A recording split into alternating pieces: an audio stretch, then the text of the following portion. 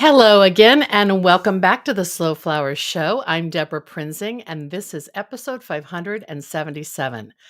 You're in for a treat today with our two-part episode featuring Janet Kramka of Backyard Blooms, based in Trumbull, Connecticut.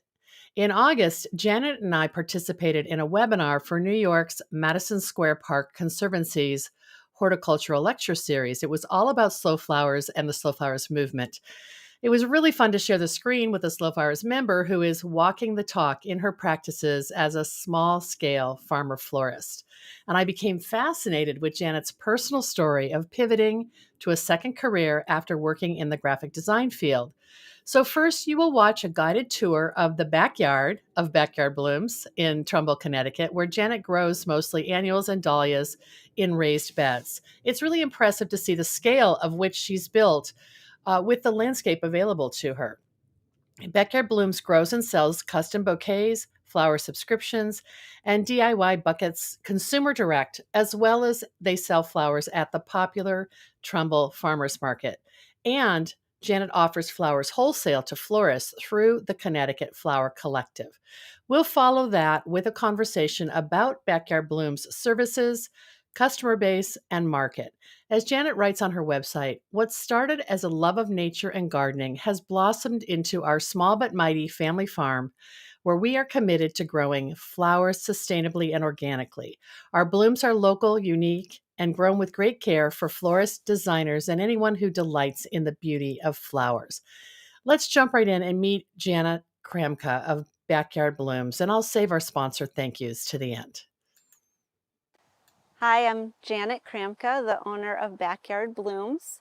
We are a suburban farm in Trumbull, Connecticut, growing in our backyard on about 2,500 square feet. Our growing zone is 6B. And it is late summer right now, so we're about a month past our flower peak. A lot of the flowers are starting to wane now, but we still have a few that are still in good shape, so wanted to give you a tour of the farm.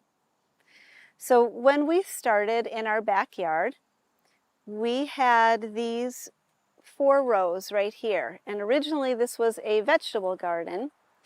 And when we decided to make the transition to flowers, the soil was already very good in this area, and so this is what we started with. So we just had the 4 rows. This first row here is empty. There were foxglove growing there, but the foxglove is completely done.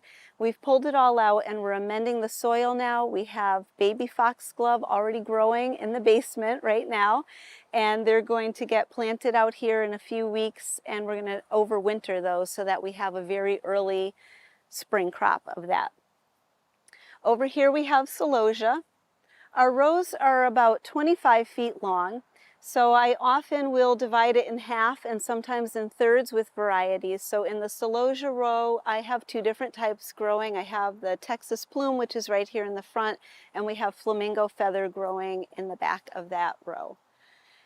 And then we have our zinnias.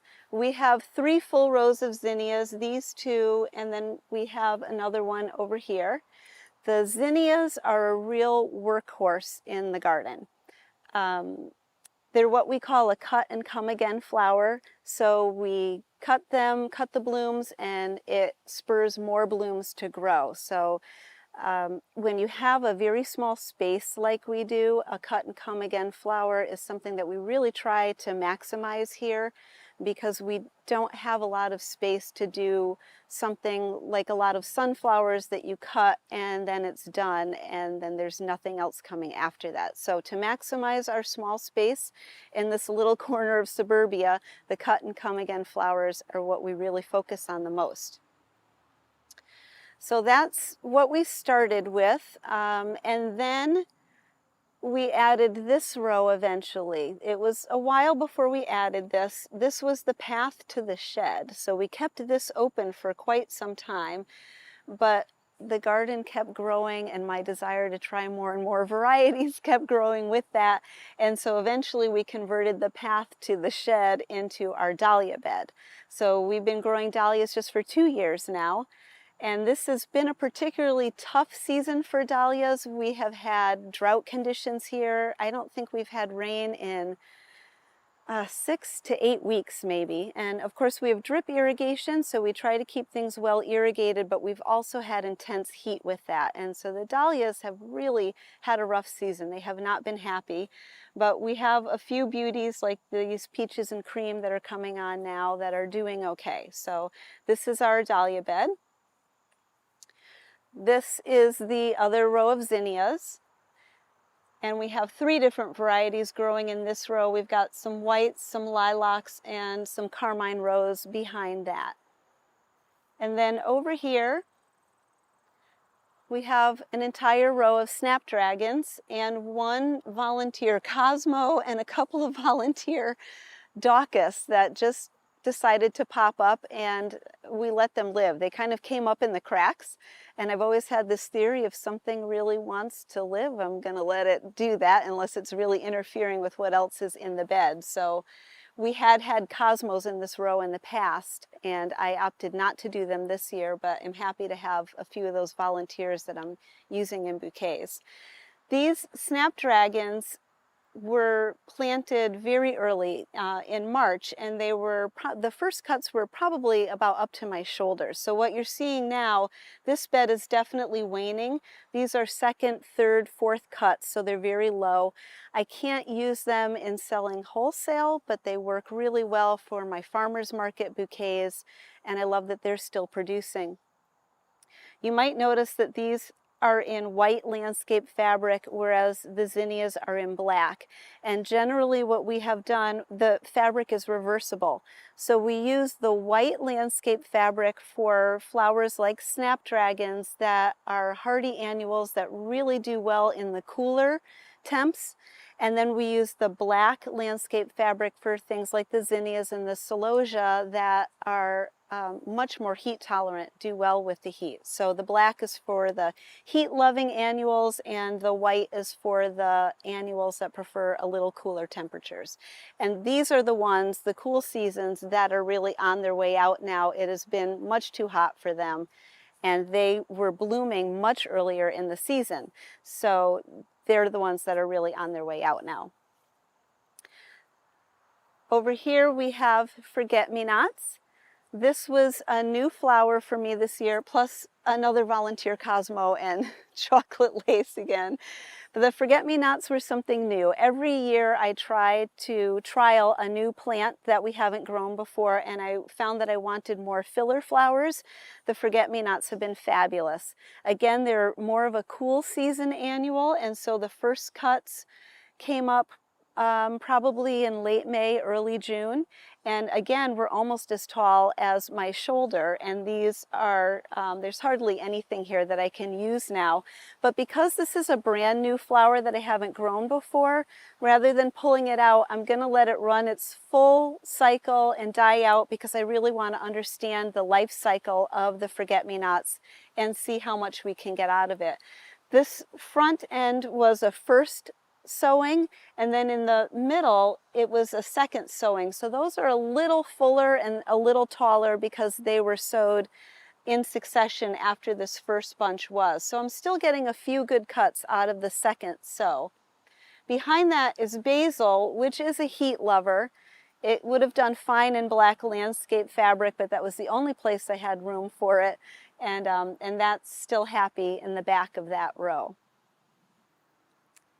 And then over here is the Daucus, or chocolate lace as it's also called, that I intentionally sowed, unlike the other ones that have happily sprung up elsewhere in the garden. They do self-seed very nicely.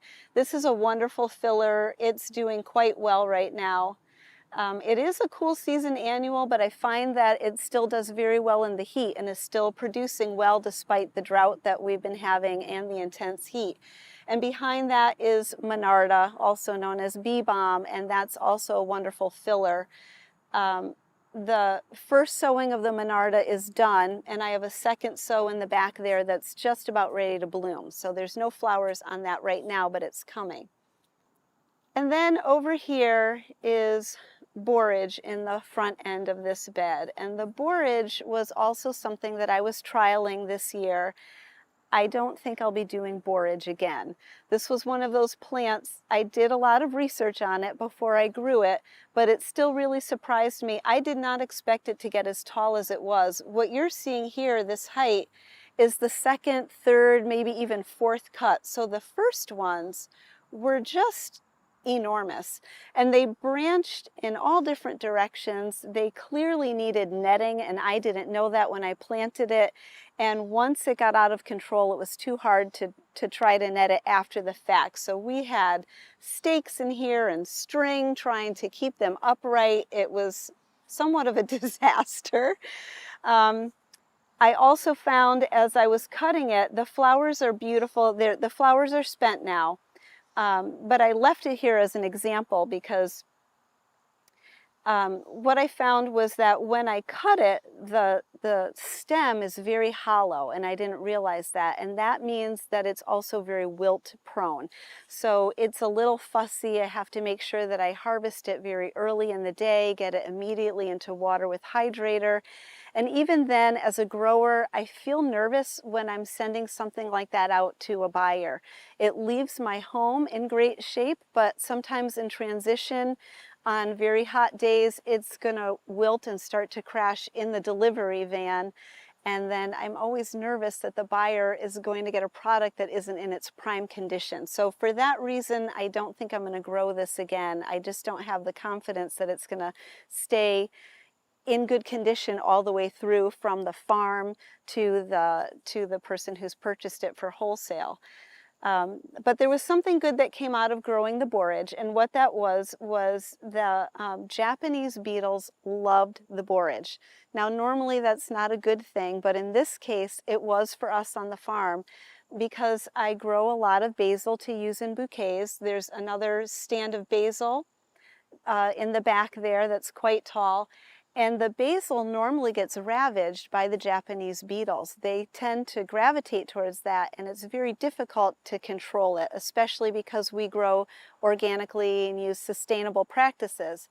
But the Japanese beetles were so enthralled with the borage that they left the basil alone, which was really a happy accident. We've had a number of those this year on the farm. I love those learning experiences. So even though I'm not going to grow this again for market, I think next year I'm still going to have a few plants like what I left here in the front, and that's why I left these instead of pulling everything out so that the beetles come here and they leave my basil alone.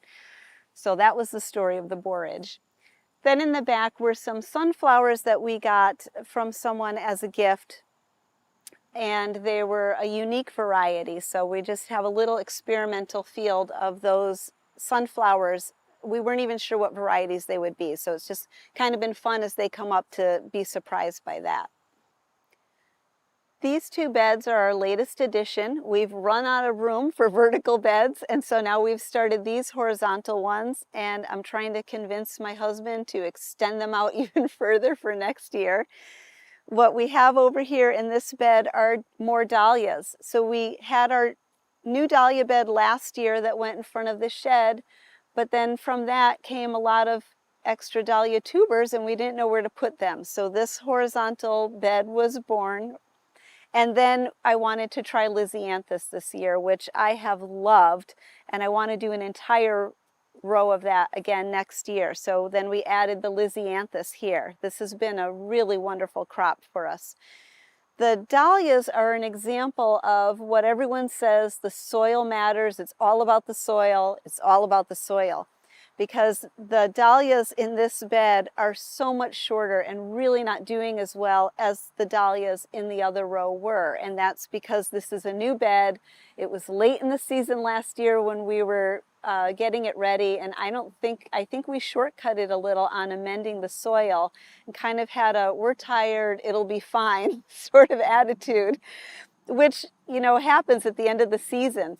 And now we're paying the price for that. These dahlias are not thriving, unfortunately. They're doing okay, but they're not doing as well as they could. So it's yet another lesson in, at the end of the season, when you're dog tired and you're really ready to be done, it still pays off to put the extra effort in, because when you don't, the next season has its consequences that follow. So that's our farm. The one other thing I wanted to mention was this little bed over here. This was just foxglove that we planted here decoratively. It wasn't really part of the farm. It is now undecorative, if that's a term, because what has happened is these foxglove, for whatever reason, keep reproducing, which is wonderful. I have a very difficult time germinating foxglove. So we do have some that we're starting from seed in the basement, but if we don't get as much as I was hoping to get, these have produced all kinds of little babies here that, again, taking our cue from nature, are going to be at just the right size for overwintering for next season. So we just let this completely go to seed, let it reseed itself. It doesn't look pretty anymore, but we're going to use all of these little baby foxglove and transplant them into the farming row if we don't have enough that we've germinated on our own. So that's what's happening over here in this bed. So it's all a learning process. I should mention this is only our 3rd year farming, so we're still learning a lot as we go. This was another one of those happy accidents, finding all of these babies that germinated, self-seeded, and we're just thrilled with things like this when they come up naturally and give us a hand with the farming.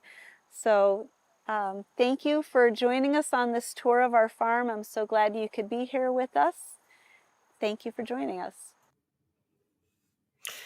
Hey, that was wonderful. I just feel like it's a virtual tour that just transported me to Backyard Blooms, and I'm going to add the video of my interview with Janet next.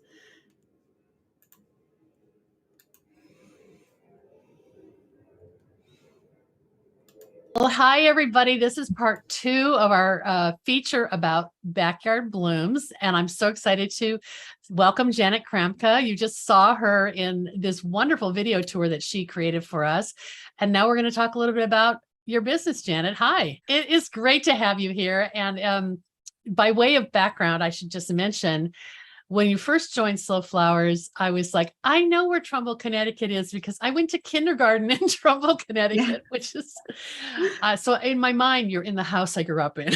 Yeah, at least the town. Yeah. We were only there until, I don't know, a year and a half until we moved to Southern California. So it is a distant memory, but it's really wonderful to kind of know where you are.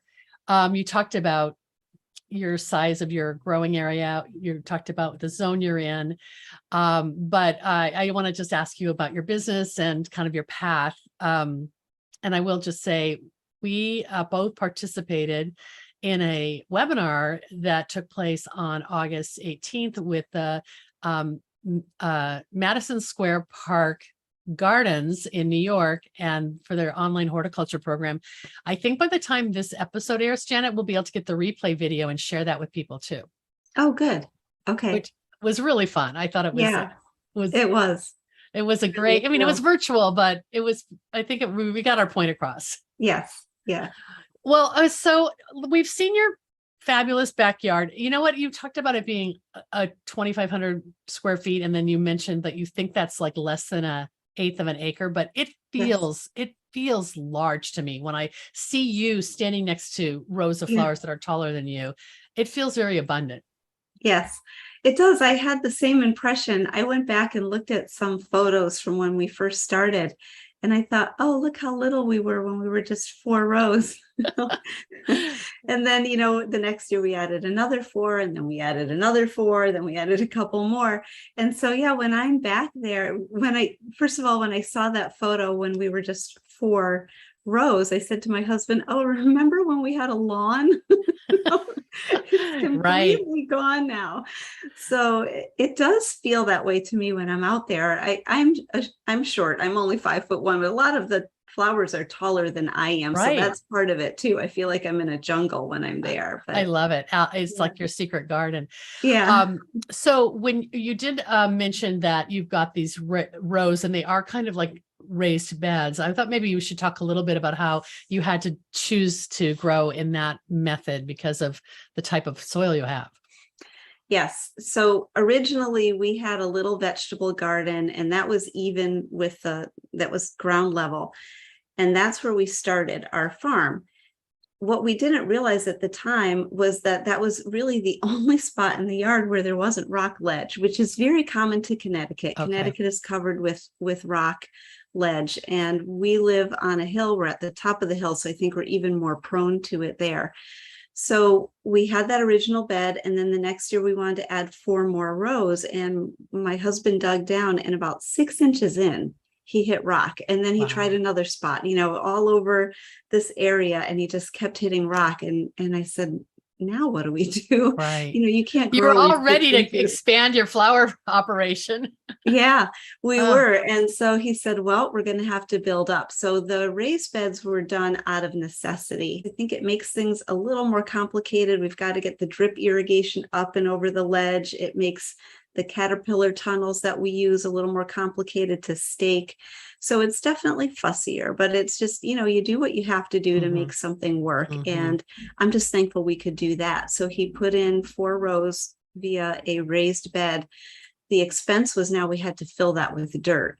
So that was, a bit of an expense. And, but that worked okay. And then when we wanted to add another 4, then it was like, oh boy, are we going to hit ledge again? And we did. So then the next 4 that came, we had to do a raised bed again. So wow. So what's the material? Are they timbers or brick? What is the kind of contain the border of the raised bed?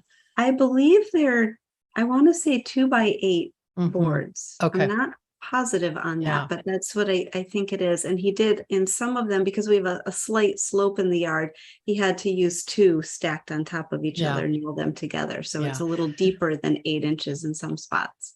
But in a perfect world, you're trying to get your mostly your annuals and your obviously dahlia tubers to get like 12 inches of root space, or at least. Yeah. At least. That's great. Well, you mentioned that you use organic methods, and I can imagine where you're constantly just trying to add compost every year after you've removed at the end of the season, removed everything to build that back up, because you can't keep buying topsoil. Exactly. Yeah. Yes. So we have that fill that we purchased as a base, but we do have a very large compost pile. And so we work that over every year, and then we add that to the beds, do the soil tests each year, and then amend accordingly, because the soil in those beds is changing a lot from year to year. Yeah. Well, I just wanted to mention that because that's a hardship, and you found a way around it because you're resilient and you're inventive. But Backyard Blooms is what it is. You're in your backyard. You live on your farm. But as you said, it's suburban. So there's traffic and, neighbors and all. Can you talk a little bit about the channels of business that you're bringing your flowers to market and who your customers are? Yes. So we have several outlets. I sell wholesale through the Connecticut Flower Collective, which has been a wonderful option. I sell retail. There's a very cute little gift shop in Trumbull called Pure Poetry, and she allows me to bring my bouquets there and sell on consignment, which is lovely. And we sell subscriptions. So I do a CSA. I do DIY buckets of blooms on my website, and I do bouquets on demand. So I am a farmer-florist. And I do the Trumbull Farmers Market. The farmers market, I realized, was a necessity. That was kind of a last minute add-on. So I started with the CSA. My very first year, I did a tulip subscription. And so I wanted to start very small, didn't have a ton of bulbs. So I was just going to offer 10 subscriptions, and I filled the 10, but it was primarily my friends and family. Yeah. Which was so you kind of just put the word out that I'm going to do this next spring. Do you want to get in on it? Yes, exactly. That's great. And so it was lovely that they were so supportive of what I was doing, but I realized right away, this isn't sustainable. I mean, I can't have my friends and family be my subscribers every year. So, I realized, I said to Pete, my husband, I said, I don't think the community really knows we're here. So we Yeah. really need to do a farmers market so that we're in, those are our people. These are people that appreciate locally grown. That's why they're there. They're obviously in the area. So we entered into that, and we're in our second year doing the farmers market, but that's been tremendous for networking with people in the community. And I feel like we're finally establishing that base of people who know we're there and come back repeatedly, which is wonderful. And you said it's a Thursday farmers market. Is it like a afternoon, early It is. evening? It's 4 to 7 p.m. They have live music, and they have like a craft station for kids. There's a ton of families that come out. That's really fun to see. And they try to change it up every week. So they'll do little scavenger hunts for the kids to promote that for families. And so I love that. Little kids will come to the booth with their parents and they'll ask us questions. And sometimes they don't even understand the question. There's like it's on the scavenger hunt page or whatever. Yeah. There's like a 5-year-old who wanted to ask, how many varieties do you grow? And they couldn't even say the word variety. It was just adorable. And so, but that was fun for me. So I said, do you know what a variety is? And he just shook his head. No, it's like little deer in the headlights. And so I was able to I sell some flowers loose by the stem. So I was able to pick up a few, and I say, can you see how these are different? And he nodded. And I said, well, that's what different varieties mean. They're different types of flowers. And so it's a lot of fun. So you really get the interaction there. They do a nice job at the Trumbull market. From that point in the week, you've probably already supplied the wholesale flowers to the Connecticut Flower Collective, which are your longer stems and maybe your higher value flowers. Do you find that the farmers market kind of is a way to just move product that you would otherwise just not cut, or you toss? Absolutely. That's been such a benefit that came out of it that I wasn't anticipating. Our Connecticut Flower Collective Prime Market Day is Wednesday, although they have expanded this year and have some offerings on Thursday and Friday as well. But for me, because of the farmers market, I can't participate in the Flower Collective on Thursday, but it works out fine. I bring all my product on Wednesday. And then, as you said, those are my prime flowers. And, the other blooms that I'm using for the farmers market, they're beautiful, but they're just shorter. So they're not meeting that wholesale standard. But I'm putting together mason jar bouquets. And so actually something that's very long that I would sell wholesale doesn't work as well for the mason jars. So it's definitely a way for me to use all of those other stems that I can't sell wholesale. So that's been a real benefit. Well, like you mentioned in the video, the snaps that are kind of on their third or fourth cutting that are short, I'm picturing that those are going into your mason jar arrangements. Yes, exactly. They are. That's really they're the gift that keeps on giving, those snapdragons. They're wonderful. So you mentioned that you have the subscription program and the buy the bucket. That's really more retail, direct to consumer than that probably is even more profitable than a farmer's market operation, right? Yes. And how much, like in terms of slicing up the pie, how much would that represent? I only have last year as a basis. So that's when I was really involved in all of those markets. So I'm trying to, I would say that the wholesale might be the largest, although the DIY buckets of blooms would be close to that. And really? Wow. Yeah. They've been very popular. I think it's because a lot of the larger farms in Connecticut are pulling back a little bit on their DIY buckets. I think that with COVID, people were a lot more adventurous into do it yourself. So it surprised me with its popularity. In fact, the first year that we did it, this is true confessions, it wasn't one of my business models, but someone just saw my website and contacted me and said, do you do buckets of flowers? And I said, Sure. You say yes to everything at that point, right? Exactly. And so this is part of what I love about the Flower Collective. I went there and talked to other farmers and was like, help. I said yes to something. I don't have any idea what to charge. How many, blooms do you put in a bucket? So it's just such a wonderful network of people that are part of that collective. So they kind of walked me through it. And so in that first year, last year, it wasn't part of my website. So it was just people that just asked the question randomly. And I had not as much last year because of that, but still just finding me, searching me out that way, I'd say I did maybe 6, which wasn't bad. But then I realized right away that I really love doing that. So I made it part of my website. I have a whole FAQ sheet describing it. And so this year, I'm doing several buckets a week almost. Wow. And are they people who want to have just fun with flowers, or are they throwing dinner parties, or are they trying to do a DIY wedding, or all of the above? It's all of the above. Some of the stories have surprised me. I had one woman who told me she was traveling with the flowers, and I made the mistake of assuming that she was traveling locally. It was for a dinner party. I knew that. And then I had all of her flowers collected. And I think it was the night before I was delivering them, she sent me an email and she said, so do you have any recommendations for how to help these survive a plane trip to Europe? Oh my goodness. Wow. Okay, so that informs me next time I shouldn't make any assumptions on where people are traveling with them. So that was a learning experience for me, because if I had known that would have informed different choices I would have made for what I was giving her, something that I know is a lot more durable. So our flowers, straw flower or something like that. Yeah, exactly. So our flowers went to Croatia.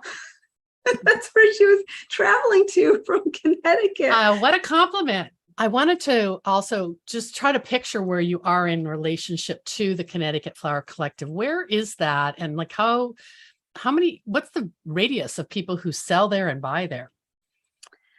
Yeah, I know that we have a rather large farm in Massachusetts that contributes. But yeah, you're sort of centrally located in the Northeast that way. Yes, they've tried to pick a location that's right in the middle of the state, which of course is smart for all of the surrounding states. So, that's the advantage of Connecticut, is so small that if you travel in any direction for an hour, you're in another state. It's about a 40-minute drive for me. But there are other growers like myself down in this area, so we carpool. So I connect with others. There's, Appleberry Farm in Newtown. There's Quality Daffs, the Spring Bunch in Shelton. These are all surrounding communities, and so we will carpool. We'll text each other.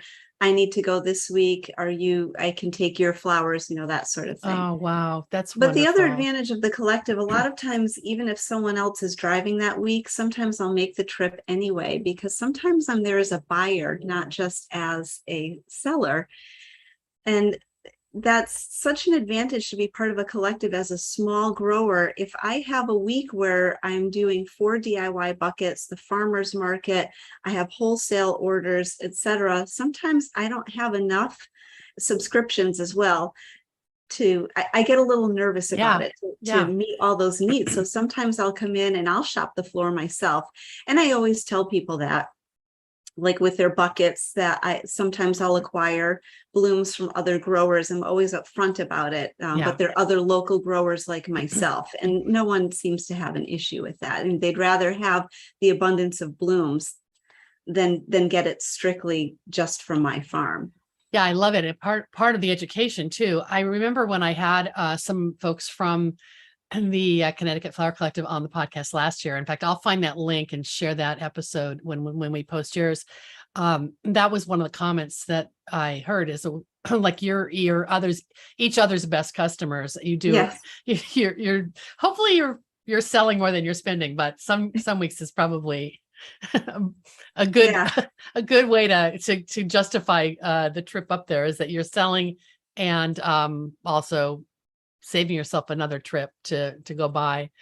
Exactly. But the reason you're buying also is because you're doing some wedding designs or some custom orders for clients, right? Yes, and those are really on demand, so I'm Mhm. not anticipating it. So when I've already committed to some DIY buckets, and of course the farmers market is an ongoing commitment, and someone's already had a pre-order for through the collective, I can't always anticipate. Some weeks I'll have bouquet requests, some weeks I don't. But inevitably, when I have the most going on, then someone will contact me and say, I need 5 centerpieces for a shower. Can you help? And my theory is if I can manage the time to do it, I'd rather supplement with other blooms and make this happen, because something like a shower, other people see them. It's a good networking practice. Absolutely. Yeah. So I think it pays off. That's What I brilliant. have done is gone, like last year, I went through and organized. The way I keep track of everything, I keep track of my Connecticut Flower Collective purchases, and I was able to look at how many flowers what did I buy the most of? And I saw that I bought a lot of forget-me-nots. I was lacking in fillers. And so that helped inform my choices then for the next year. That was one reason that I did the forget-me-nots in my garden this year, was because I saw, oh, I bought a lot of those. Why don't I grow them? That's So, amazing. And that blue is just so hard to come by that oh, you it now is. have this blue option for people. Yeah. And I love it. That's a really good way to do research. I appreciated what you said about constantly, as you're still in your, you're still young. You said in our webinar that a young farmer or a new farmer is anyone who's less than 5 years in, which I Yeah. hadn't heard, but that makes sense. So you're kind of doing this evaluation in real time about what crops are winners and then what you can let go of and maybe replace next year. And you probably have Exactly. a lot more evaluation to do. Yes, I do. Yes. In fact, the first year of growing, I had said to Pete, I have so much that I don't have enough. And what I meant by that was I had tried so many different varieties, but I only had like maybe 20 of these and 20 of these. And so I realized that I have to be very careful with my experimentation. I need to keep trialing new things because I want to find those flowers that really work the best for us with our soil, our conditions, our time. And I'm going to learn that by experimenting with new things every year. But I have to still have a bulk of things that I know that I can rely on. And so that was a lesson that I learned early on.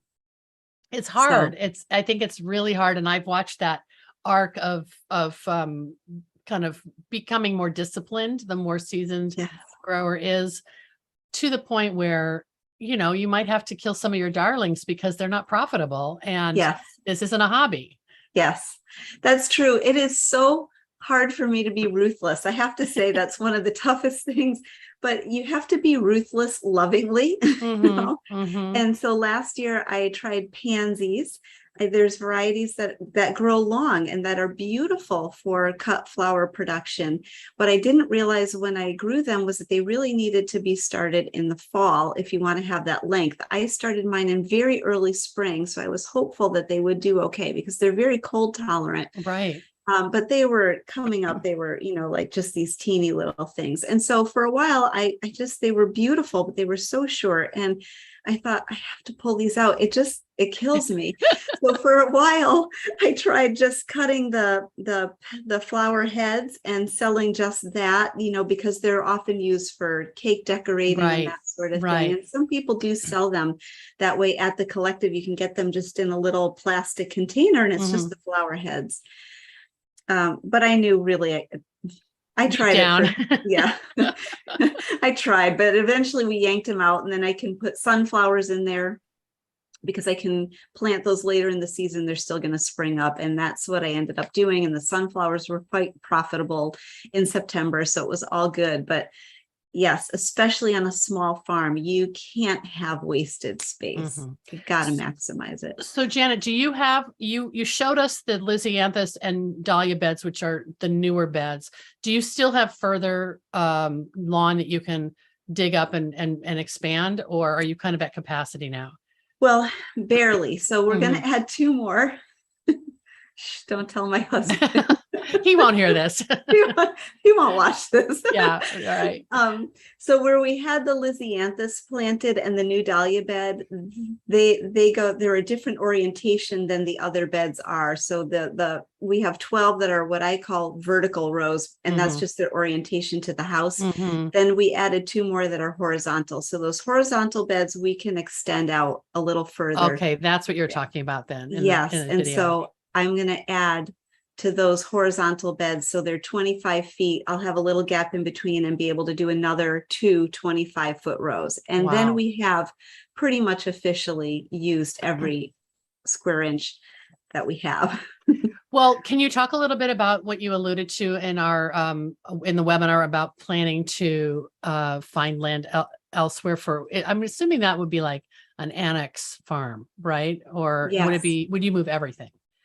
Well, I'm not sure exactly how we'll make this work logistically. Ideally, in time, I do want to live where I farm. I don't want to be commuting to a farm every day. Yeah. So I'm not sure how it will work, but what we're doing right now is just looking for land, and it will just be an annex. And then the hope is that over time, once we get that built up, that we could, if there's, that we could possibly build a home on that property, sell our own home and move and use that to build on the land.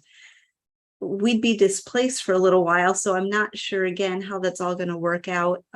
We've thought about leasing land, maybe just in the meantime, just leasing something, and then when we're ready to move, then just move to a house that has a couple of acres on it.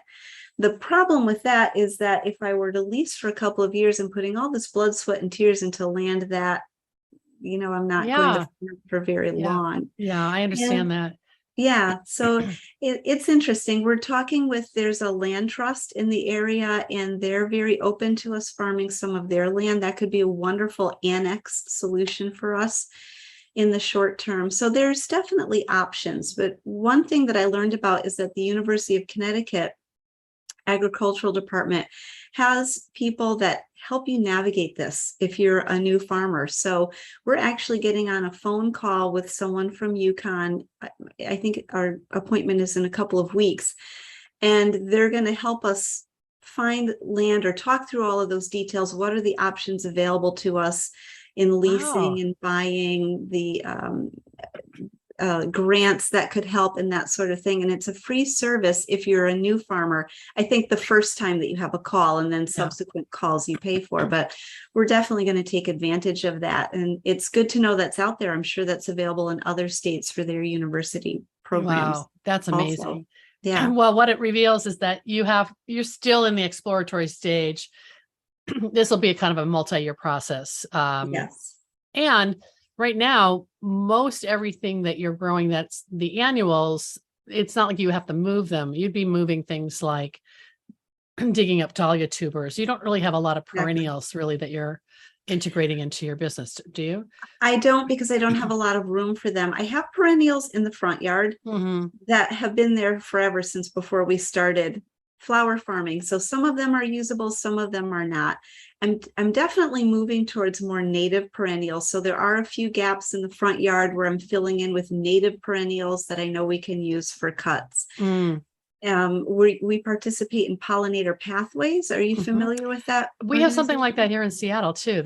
I'm assuming it's just to try to create pollinator plants throughout a neighborhood or in an area, right? Yes, exactly. To connect, I guess the radius, I'm not that knowledgeable on the radius that pollinators travel, but there is a limit. And if they're in one garden, but there's a huge open space and nothing for them to land on within, I don't know how many yards or feet or miles, they don't really move beyond that. They'll just stay contained in an area. And so the idea is to help develop the pollinator population, that you want to have these pathways. And the pollinators, it makes sense, they're much more attractive to native plantings than they are to what's imported. So we're really focusing on native growth, but I would like to really expand on peonies. I love them. They're one of my favorite flowers. So that's something I would like to invest more in, but I feel like we're in this limbo phase where if we're not going to be here very long, do I want to invest in a lot of peonies in the land? Right, I can right. take them with me, but when you uproot them, it takes them about 3 years to really get well Yeah, enough established, exactly. right? Might as well just wait, right? Yeah, exactly. So, there are perennials I would love to invest more in, but I just don't feel like we're in a place right now where we can do that till we have a few more answers to what our next move Oh is. my gosh. Well, good luck on that. That's exciting. Yeah, thank you. Well, I want to talk a little bit before we wrap up about your influences. You have this background as a graphic designer. How long did you work as a graphic designer, and like what kind of work did you do? And do you see that kind of, I don't know, your visual aesthetic popping up in your floral arranging? Yeah, that's an interesting question. I didn't know that I think it's hard sometimes for when you're in the arts to know that you have a style. For some people, it's very clear. For Mm. others, it's not. I felt that I was much more eclectic in the graphic design field. But people would look at my work and say, oh, you have a style. And it's interesting because I would think, I do really, I didn't really see it. Well, especially if Um, you're working for clients and you're kind of trying to meet their style requests. You don't exactly. always see it, right? That's exactly right. I did a lot of freelance work, and I felt like, if this was for a younger audience, I tried to make it more edgy. And if it was for a more traditional audience, I tried to make a more traditional design. And so I did feel like I was always catering to my audience, and I didn't know that my own style, it makes sense that it would shine through, but it was hard for me to see that. So when it came to, I did graphic design for about 12 years. Okay. Prior to that, I had worked in a corporation, and then my bachelor's degree was in education, Okay. but I'd never gotten into it. I had children. I was a stay-at-home mom for a number of years. And what got me into graphics was that I thought, okay, it's time, when my kids were all in school, it's time to start using that education degree. But I thought, if I'm going to teach, I want to teach art, because I've always loved that. I hadn't really had any art courses. So in order to teach art, I had to get a certification. So I went back to school in my 40s and got certified in art and graphic design. And once I got in those classes, I realized, oh, you know what? I still don't want to teach. This is what I want to do full time. So I love it. yeah, so I did that for about 12 years. And then as much as I loved that, I was tired of being in front of a computer screen all the day, all day long. Nature has always been at the heart of what I do. And that's why, I had said when we had that talk yesterday with Madison Square Park, it was just very serendipitous. I see this book about flower farming, and I just realized all of a sudden in this moment, hey, this takes everything I've always loved. Nature, flowers are art in nature. I've always Absolutely. loved nature. I've always loved art. This is the perfect combination. I'm not in front of a computer screen all day. I love working with my hands. And that's really just what launched that in the last 3 years. I would say with making bouquets, I definitely do have a style. And what's fun is that when people see it at the farmers market, they say, someone said, it's like a curated wildflower look. And I love It's a that. huge compliment. It made me happy. And I realized that they describe a wildflower look because they're used to a very different look, usually from, if you order from FTD or go to most flower shops, there's a very standard look, and mine don't fit that standard look. Maybe So there's in their a mind, stiffer look and not so naturalistic, right? yes, it's very naturalized. Exactly. Yeah. But they could tell it's not just that I threw things in a vase. So the fact that they said it was curated, I thought, okay, I like that. That can be your new tagline. Yes, curated wildflowers. But you had mentioned also like color is always factoring into your graphic design, and that you're obviously thinking about that when you're choosing what to grow and how you can use it in design. So yes, that's true. And that's part of what drew me to the arts. I've always loved color. I tend to like more subtle colors. So even though I love color, I'm not typically a bold, loud person, but I Mm-hmm. love experimenting with those colors. If Mm-hmm. someone calls for that in their bouquet, it's fun to always break out of what your normal Sure. mold is. Sure. So So, never say never about certain colors, right? exactly. Yeah. Right. I mean, I've had the most fun with some colors that I would have never chosen myself, but when I'm choosing it for someone else and thinking through, okay, I have this bright red color, and how can I pull other colors into that and have a bridge color that's going to blend those?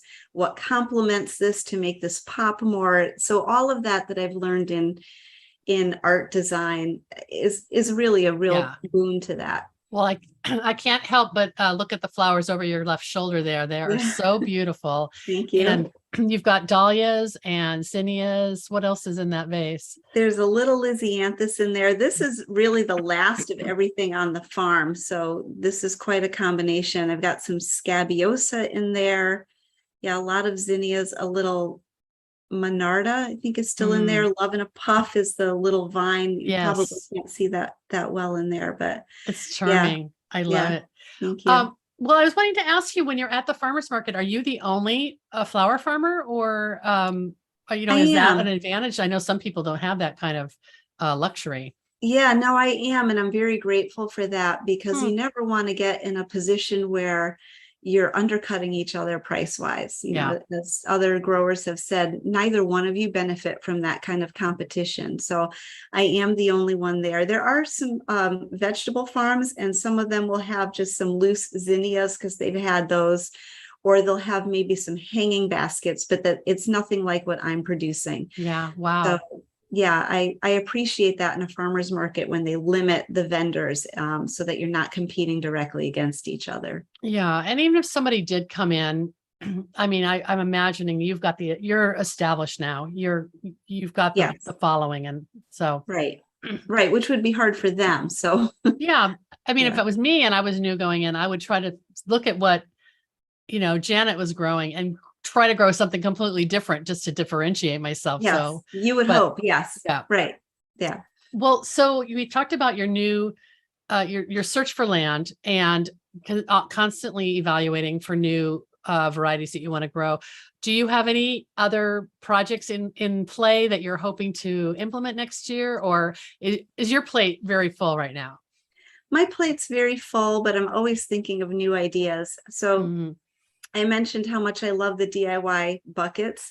I think part of that, I am an extrovert, and I I get so invested when these people come to me. They're saying, I'll ask, is this for a birthday party? It informs the choices that Yeah, you're making. yeah, So I'm not trying to pry, but it helps me make good decisions for what their event is. And inevitably we get in this exchange, and I get so excited for what they're mhm. doing. I love It's that. it's just the extrovert in me. So I'm like, really? You're having a party?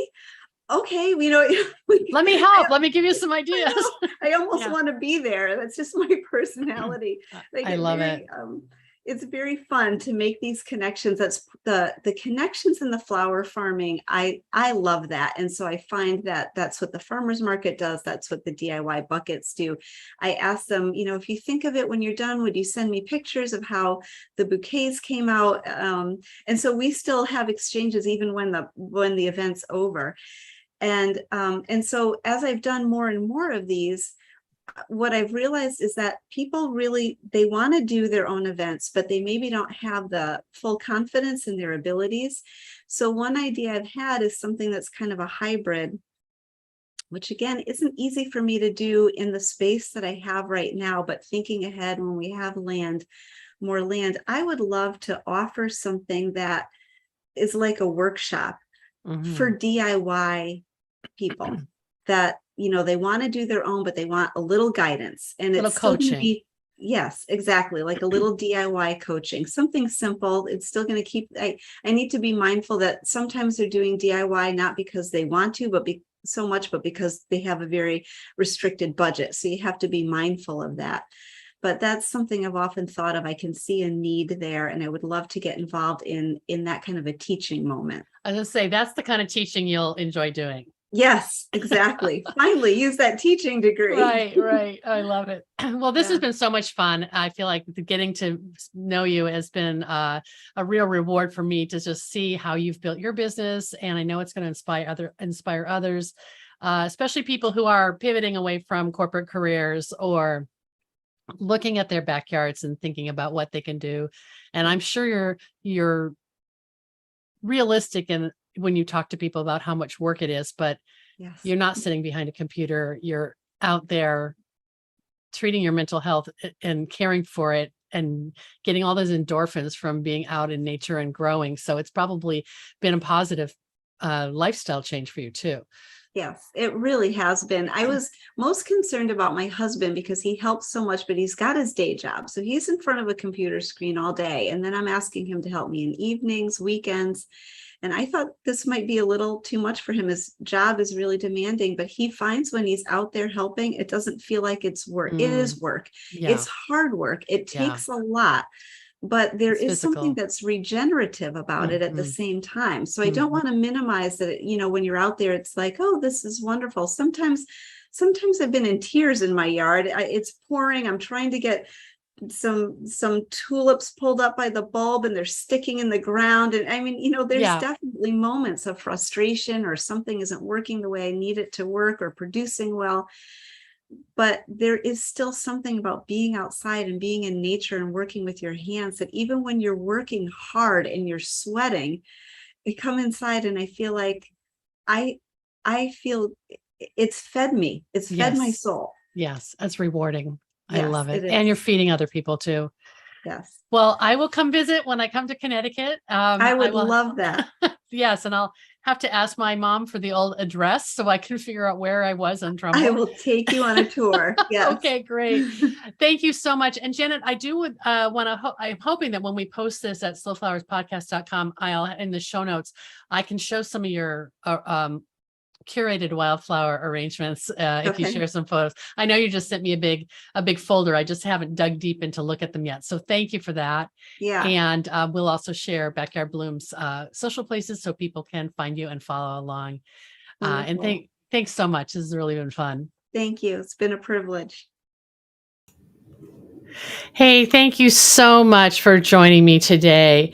You can watch the replay video of today's conversation at slowflowerspodcast.com.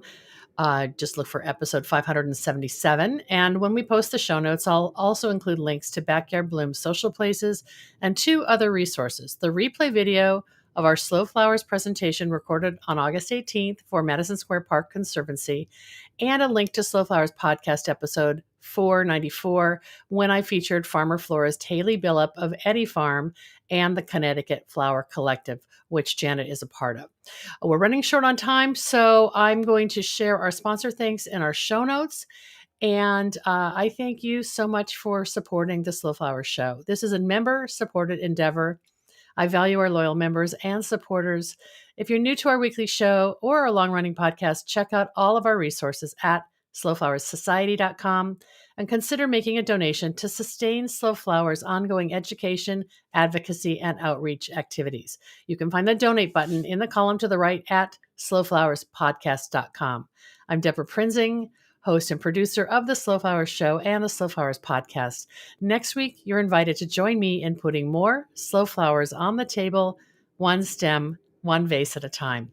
The content and opinions expressed here are either mine alone or those of my guests alone, independent of any podcast sponsor or other person, company, or organization. Thanks so much for joining me today, and I'll see you next